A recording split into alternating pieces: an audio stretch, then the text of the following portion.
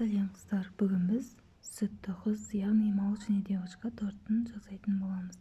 Алдымен бөлме температурасындағы майымызды және жұмыртқамызды, сгущенкамызды салып, миксермен жақсылап біркелкі болғанша араластырып аламыз.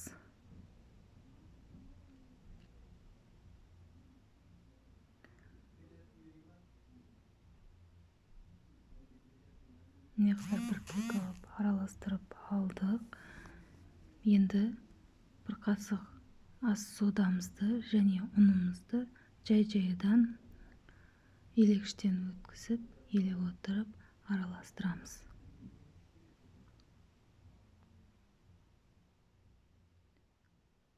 Ұнымызды бірден салмаймыз, аз-аздан салып отырып араластырамыз.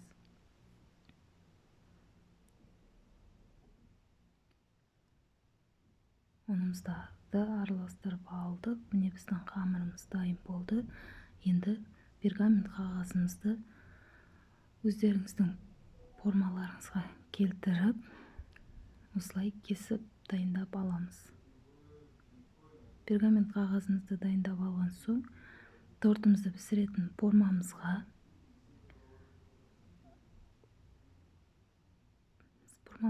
салып, дөңгелек қып, осылай видеода көргендеріңіздей сызық қып түсіріп аласыздар, немесе сызып алсаңыздар да болады. Міне мен істеп алдым. Енді соған дайын болған тестамызды салып, 3 қасық немесе 4 қасықтан салып, жақсылап соны домалақ форманың орнына жайып шығамыз. Және де осы торттың қамырын жайып жатқанда газымызды қыздырып қоямыз. 180 градуста бәрін жайып осылай салып ала береміз.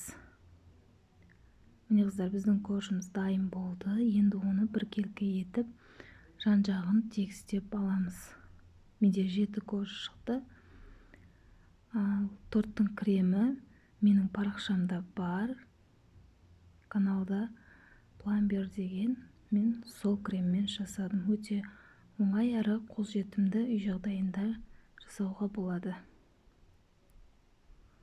Осылай видеода көргендеріңіздей арасына крем жағып отырып, бәрін теріп шығасыздар.